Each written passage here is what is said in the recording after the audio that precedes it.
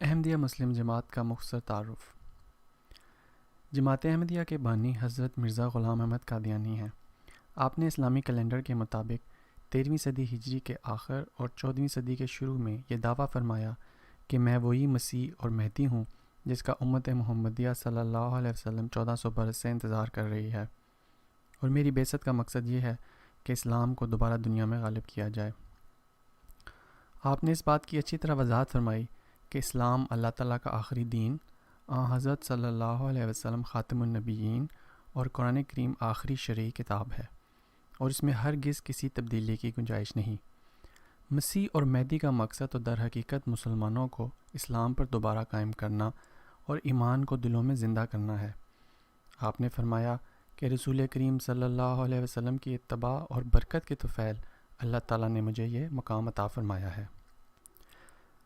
اس دعویٰ کے ساتھ ہی آپ نے قرآن کریم، احادیث نبویہ صلی اللہ علیہ وسلم اور امت کے مسلمہ بزرگوں کی تحریرات سے یہ ثابت کیا کہ بنی اسرائیل کی طرف مبعوث ہونے والے حضرت مسیح علیہ السلام آسمان پر زندہ موجود نہیں بلکہ وفات پا چکے ہیں، اور امت محمدیہ صلی اللہ علیہ وسلم میں مبعوث ہونے والے مامور کو حضرت مسیح علیہ السلام سے بہت سی مشابہتوں کی وجہ سے تمثیلی طور پر مسیح کا لقب دیا گیا ہے، جیسا کہ کسی بڑے سخی کو حاتم طائی اور بہت بہادر کو شیر کہہ دیتے ہیں۔ آپ نے ثابت کیا کہ مسیح اور مہدی ایک ہی وجود کے دو نام ہیں، اور اس کی جو علامات قرآن کریم میں اشارتاً اور احادیث نبویہ صلی اللہ علیہ وسلم میں تفصیل کے ساتھ بیان ہوئی ہیں اور بزرگان امت پر خدا نے انکشافات فرمائے، وہ سب آپ کے زمانہ اور آپ کی ذات میں پورے ہو رہے ہیں۔ 13ویں صدی کے آخر تک یہ علامات ایک ایک کر کے پوری ہو رہی تھیں، اور تمام عالم اسلام اس موعود کے انتظار میں گھڑیاں گن رہا تھا کہ آپ نے 1882 میں خدا کے الہام سے ماموریت کا دعویٰ فرمایا اور اسلام کے حق میں تمام مذاہب باطلہ خصوصاً عیسائیت کے خلاف عظیم کلمی اور روحانی جہاد شروع کیا، جس کی وجہ سے اس دور کے علماء نے اقرار کیا کہ اسلام کے 1300 سال میں ایسی خدمت کسی نے نہیں کی، اور آپ کو فتح نصیب جرنیل قرار دیا۔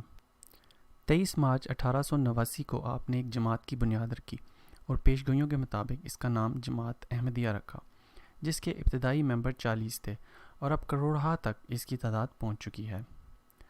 آپ کی تائید میں اللہ تعالیٰ نے غیر معمولی آسمانی اور زمینی نشانات دکھائے، جن میں خصوصیت کے ساتھ 1894 میں چاند سورج گرہن اور 1902 میں طاعون کا نشان قابل ذکر ہیں۔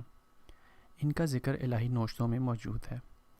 آپ کے دعویٰ کے بعد پیشگوئیوں کے مطابق آپ کی سخت مخالفت ہوئی، اور آپ اور آپ کی جماعت کو سخت ابتلاؤں سے گزرنا پڑا، مگر وہ بتدریج اپنی منزل کی طرف بڑھ رہی ہے، اور اب دنیا کے 190 سے زیادہ ممالک میں جماعت احمدیہ کی مضبوط شاخیں قائم ہو چکی ہیں۔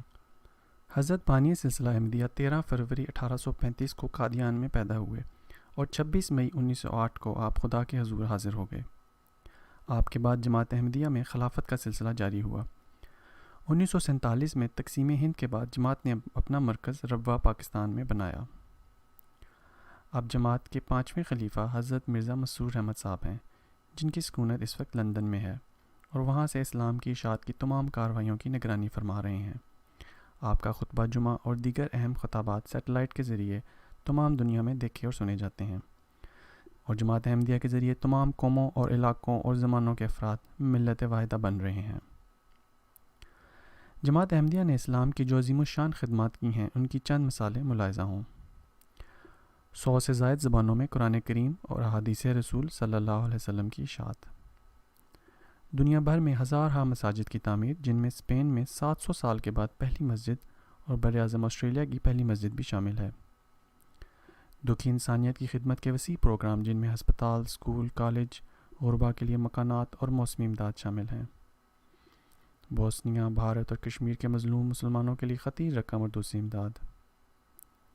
عالم اسلام کے وقار کو بلند کرنا، آزادی کی تحریکوں میں امداد، خصوصاً تحریک پاکستان میں گراں قدر خدمات، مسلمانوں کے علمی، اخلاقی، تعلیمی اور اقتصادی معیار کو بڑھانے کے لیے بھرپور کوشش، جن کا غیر متعصب مسلمان رہنماؤں کو بے اعتراف ہے، جن کو جمع کریں تو ایک ضخیم کتاب بن سکتی ہے۔ احمدیت کا پیغام انفرادی اور اجتماعی طور پر اسلام اور عالم اسلام کی زندگی کا پیغام ہے۔ اس کی ایک دلیل وہ شرائط ہیں جن کو تسلیم کر کے ایک شخص جماعت احمدیہ میں داخل ہوتا ہے۔